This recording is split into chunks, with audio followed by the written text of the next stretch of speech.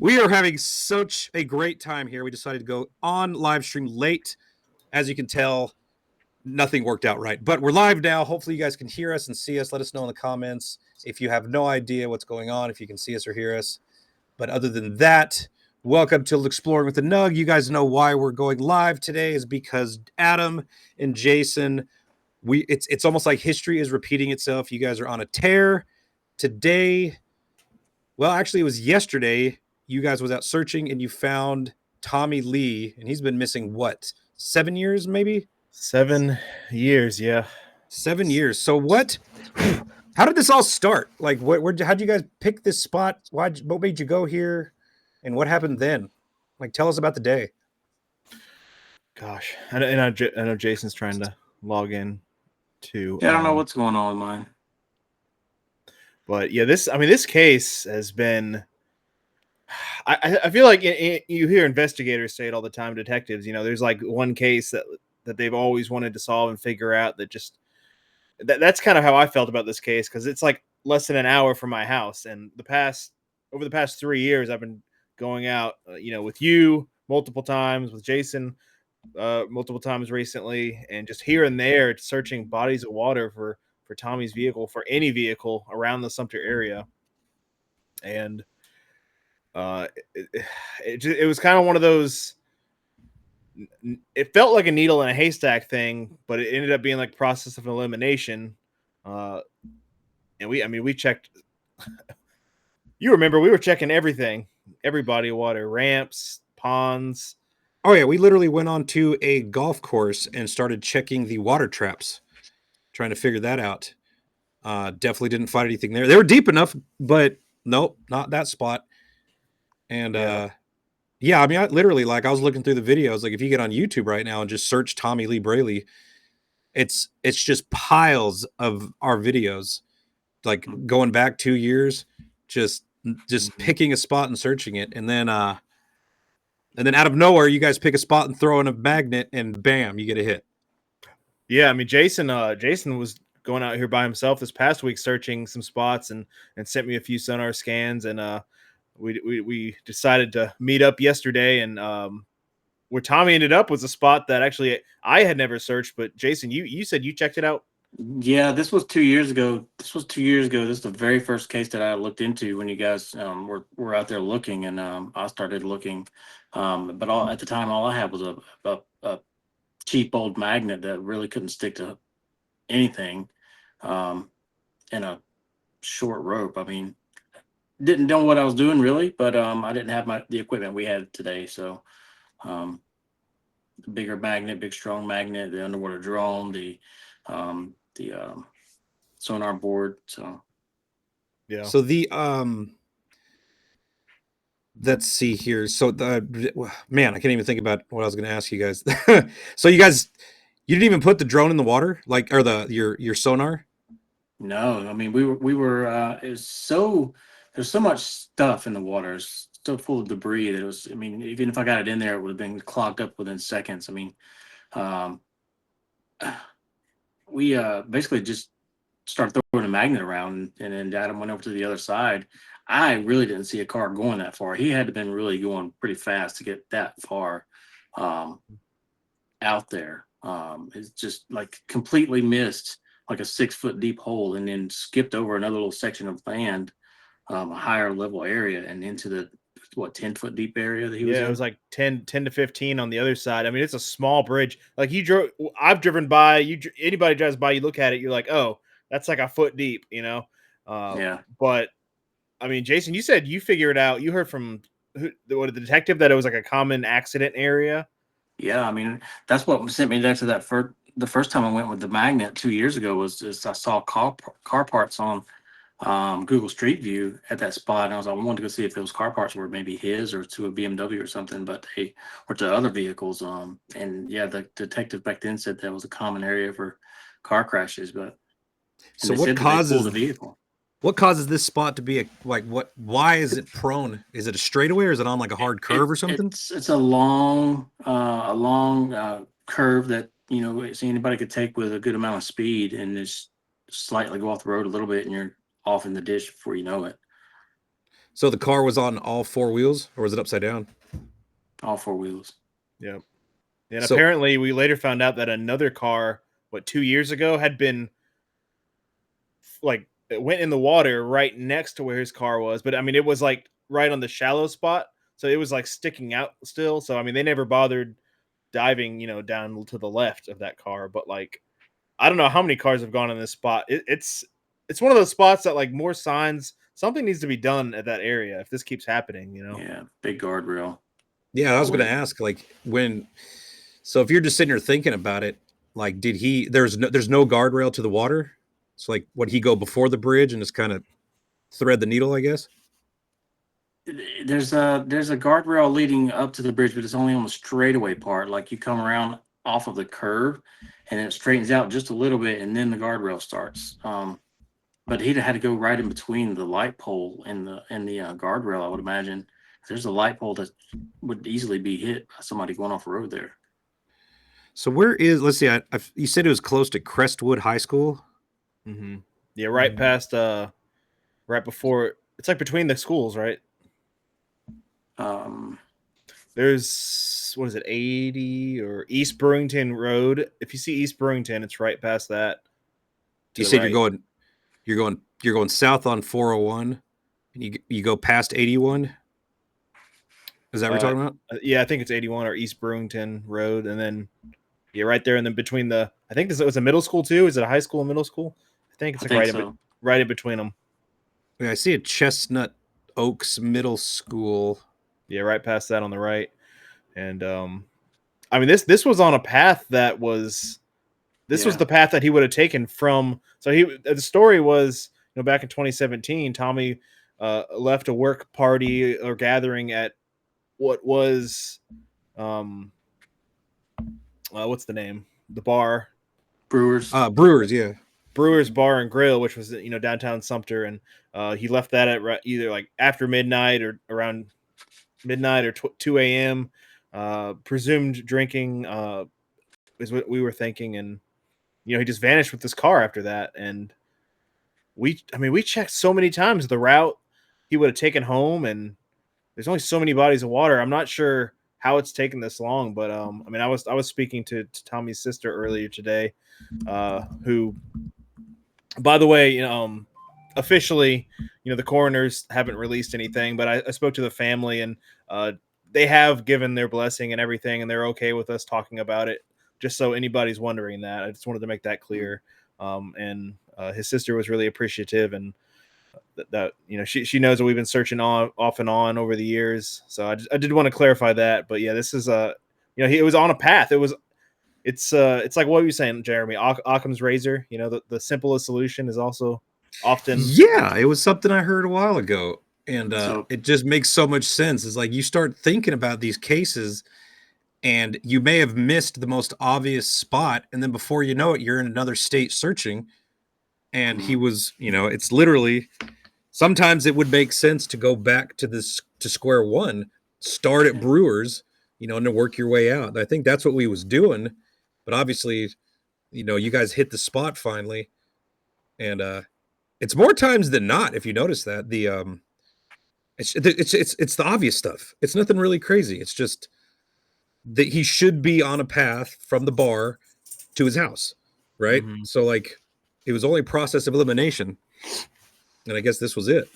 So the actual address is 1696 Oswego Highway. 1696. Oswego. Okay.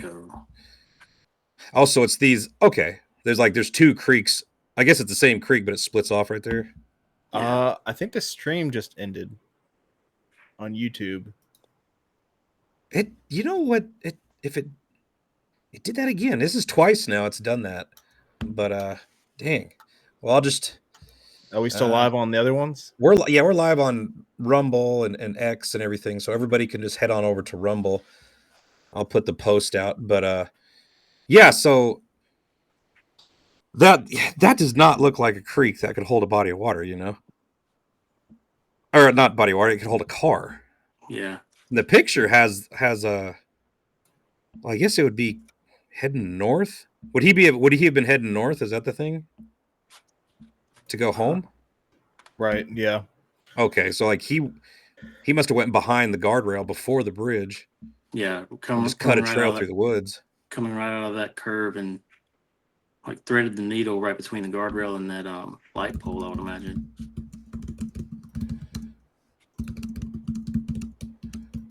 I don't know why I did that. That's so weird. I did this last time right in the middle of a live stream. Out of nowhere, it just canceled. It just said, "Oh, I'm done." I'm like, what? I don't understand. So we are still live on X, Twitch, Kick, and Rumble. So run with it. Let me see here. What else? What else? So let's just do a recap here. You guys were searching for the couple that went missing like over 40 years ago, and you ended up being in the right pond. So like I still call that a win for you guys. And then I guess before that, what was the gentleman's name you guys found? Daniel Riggs. Daniel Riggs. And now you got Tommy Brailey. You guys are on a tear. I'm not gonna lie. I'm getting kind of jealous. It's all Jason, man. Well, All Jason and that horseshoe deep within. I won't. I'm gonna be too busy for the next 8 months to do anything. So Where you going? I won't be able to help any at all. School's gonna have me tied down.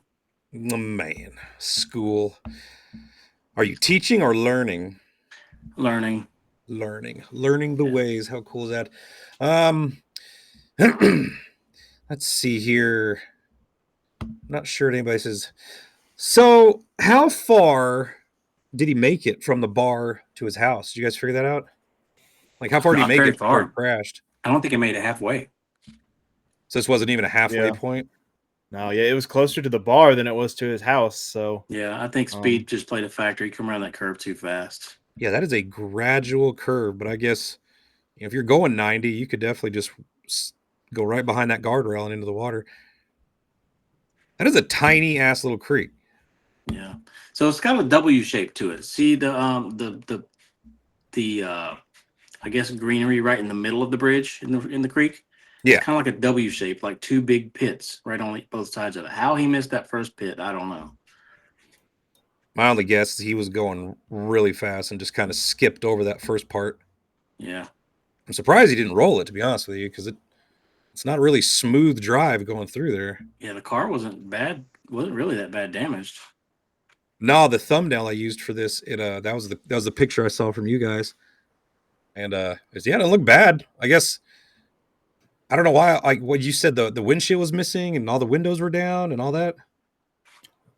I mean, yeah, a lot of them. I don't know what. I guess they shattered, but I didn't feel any windows or glass around me in the water. But the only one was the rear window and the rear driver's side passenger, the rear. So it was kind of strange. And the sunroof was either busted or gone. I mean, maybe they just all broke when the accident happened. Is kind of what I was thinking. What I didn't understand about it was why was the roof caved in a bit? I understand the front end being smashed, but why was the roof caved in? I mean, the back of the car, the sides of the car were fine. It might have been from the impact or something. Maybe tweak the frame or something and kind of tacoed it a little bit because there's front end damage, wasn't it? Yes.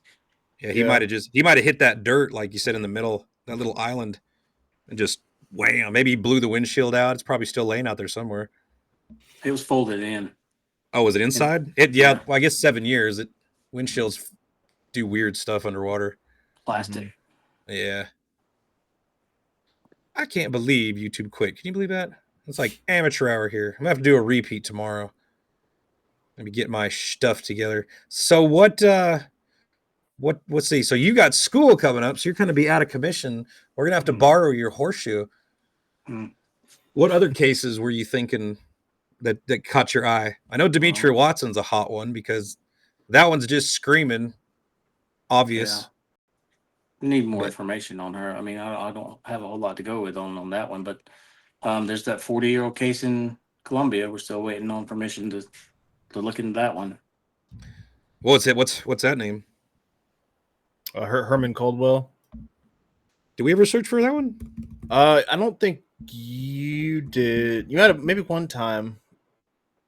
Oh, this was the sailor, right? Yeah, he was in the Navy, apparently going from Hopkins, South Carolina, which is near Columbia, to Charleston, and he just vanished with his car. And the whole the Navy thing, though, somebody brought.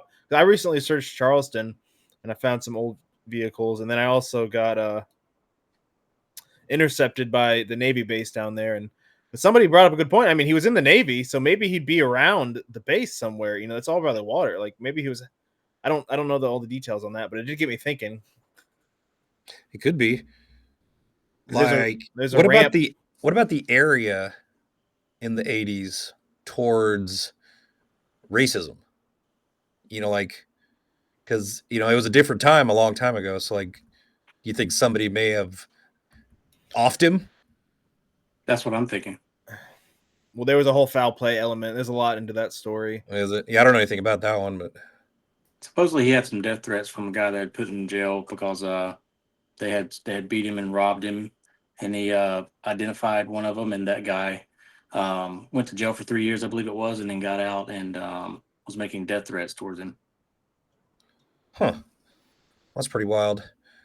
Well, let me see here. So what's next, Adam? What do you want to do next? I don't know. I mean, just from looking at the map, there's a lot of missing people in North Carolina,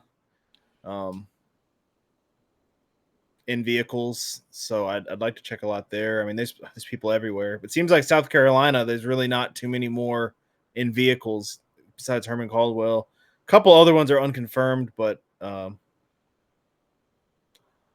yeah, I mean, Yeah. there's a lot.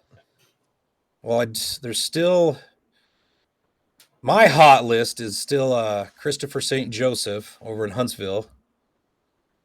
And I was actually looking at the map today. I think there's some spots we should go check. It could make sense. I'll have to talk about that one later. But what else you got? Oh, what did the police say? Like, were they appreciative? Were they surprised? Because one of the detectives, I guess somebody said like they actually went out there and looked and must have just missed it. Yeah. They said they checked there. That was like one of the first places they looked, and they even threw their magnet in there, and they're surprised they didn't stick to it. They must have thrown it right next to it. I mean, even when I dropped down in the water there in the middle, I didn't hit the car. It was like over farther than it looks from the bridge. So, I mean, it sounds weird to be able to miss a car, but I mean, I've missed cars before several times, and it's just. It's easier than you think. When you're that's dark water too, so it's not like you can actually. It seems like you could see, but you really can't see more than like a foot or two away from you. So it's nice and clear until you look over and there's nothing but darkness. Even that car, like the car is silver, but still, like it was pretty. How tannicky was it? Like average. Thick? Average. I mean, with the good light I have in my OTS mask, I could see pretty clear. So it wasn't. I mean, once they started stirring up stuff when the wrecker dropped down the big hooks, I couldn't really see anything. But before that, it was good viz. Yeah. So what is the? Nope, lost that question. I had it and I lost it. Oh well. What did the sister say when you talked to her on the phone today? Like, I imagine she's heartbroken, but at the same time, she's happy. Yeah, right. I mean, it's been 7 years. She was telling me she had a. But I know Tommy has a big family. He has several different children, and the sister was really appreciative, and she said she was at peace with it, and she said she knew that he was in the water somewhere nearby. It was just waiting for the right time for him to be found, sort of thing. And they just really appreciate it. And she'd seen the videos. We had talked to her off and on, and I know Jason, you talked to another family member. Who'd you talk to? So I think this the younger sister. Yeah, I remember we was all the way out at their house searching water at one point, thinking that he may have crashed somehow in a swamp behind their house. Which I'm kind of glad that we didn't search there because that would have been a nightmare. But Yeah, and the police were thinking that same thing too, because they were like thinking about searching the pond next, and they were telling me they've done so much searching, and if you look back at their Facebook page from 2017, they posted a bunch of pictures of using their drone and boats out in different waterways, and he was telling me they checked so many spots as well. But it just always it goes back to the simplest thing. Like, people end up being a lot closer. Typically, there's cases obviously where people end up like 2 hours away in the middle in a random spot, but typically once we find people, they're in the obvious spot. So I'm almost wondering if some of these cases that we worked on before, we need to like backtrack and like really look at the most obvious spots again, deeper. It's like Yeah, I mean, it makes sense. Like, there are weird cases, like what for instance, the gentleman in Nashville we was searching for a long time ago. Everybody was looking at the boat ramp and downstream, but he ended up floored it, going through the park and going through a fence and making it to the water above stream from the boat ramp that nobody ever thought of. And then by chance, Team Waters came across it. So, yeah, that opens your eyes a lot when you're like, oh, dang. Sometimes it's out of the box, but 9 times out of 10, yeah, obvious. Well, so I know, Jason, you don't really do the social media thing. I strongly advise you to do it because you're on a tear and you obviously have a knack for this stuff, and we appreciate all of your help. If somebody wanted to get in contact with you, how would they do it? Just here on my Facebook. I mean, on the Facebook. I got your link in the description, and then everybody knows Brown. But if you don't, there's a link in the description for him too. And other than that, I'm going to repost this live stream on YouTube because it crashed halfway through it. So we'll just get the word out there that way. So if anybody wants to get a hold of you guys through YouTube and all that stuff, just reach out. And if there's any missing people out there, by all means, send emails to any 3 of us. We're happy to help if we can. And with Jason on our side, man, it feels like we can't fail. So, yeah, I do get a lot of messages from people that they're not that. It's just they're not in vehicles. I get a lot of messages from people that they're wanting me to come help, and I feel bad, but there's not a whole lot I can do without a vehicle to look for. Those are tough. You need like people with cadaver dogs and drones and stuff. I know moving forward, I want to incorporate new tools if we could just get the funds for it. For instance, a thermal drones, like DJI's got nice thermal drones. And then because I don't know if you guys get the messages, but I always get messages, people that just went missing, like motorcycle crashes and stuff. And so there's a window where you could actually find somebody and save their life with the right tools. Right. So like, especially I've gotten several motorcycle crashes where like they were either found because of a drone or they died but were later found, and they could have been saved if somebody had that technology in the area.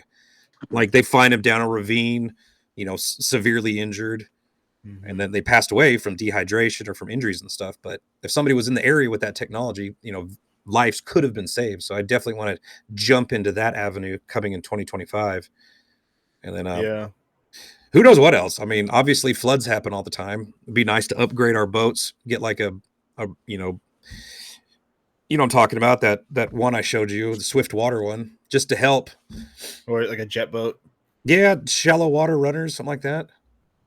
Yeah, but there's a lot of those cases. We do our best to try them. A lot of them, they end up happening in the mountain areas, and these power line workers and people end up finding cars that are just down. It's just these steep roads, and it happens so often. I think the drone would help out a lot. But yeah, the drones are neat. I just replaced my drone, so I got it. It's not thermal or anything, but I got one now, and then you got a new one. So we got a couple drones to at least help, during daytime searches and stuff like that. Yeah. But yeah, that thermal drone, that's on my bucket list for sure. Sadly, it's like $8,000, but it's expensive, but it's doable, just see what happens coming up. But gotta shout out the nonprofit, obviously rapidcc.org. That is what we created to try to kind of make all of this make sense, and then people can actually donate, and it's official. They can 501c3, tax deductibles, all that stuff. So if you guys feel like donating, you want to help us all out, that includes Jason. We're here to help. If for instance, if somebody donated $100,000, we're going to hook Jason up and make sure he's fully equipped too. That's just how it is. More people with the right tools, the better. So appreciate you guys coming on here and telling your story. Keep up the good work. And I don't know, let's make 2025 just as successful. Yep. Hopefully we can bring a lot more people home this year. We got to do Demetria and Christopher St. Joseph. That's my goal. That's the goals for 25 for me. I don't know about you guys, but that's a start. Yeah. And even if it takes 3 years like Tommy, we're gonna just keep looking. Yeah, you can only look at so many spots before eventually you find someone. So hopefully we'll just make sure Jason picks the spots. Yeah, we'll just I'll have all the right equipment to. I'll have to go back to square one and look in the same place I looked at the first time. So with better equipment. Yeah, that's another thing. Like a couple years ago, searching versus today, you kind of you're just better at it, looking at sonar, knowing what you're looking at. It's like a tree. You'd be like, that's not a tree, that's a car. Back then you're like, that's a fingerprint, stuff like that. Oh yeah. So cool, man. Well, I appreciate you guys hanging out. Good deal. Yeah, man. Awesome. I will talk to y'all later. All right. Bye.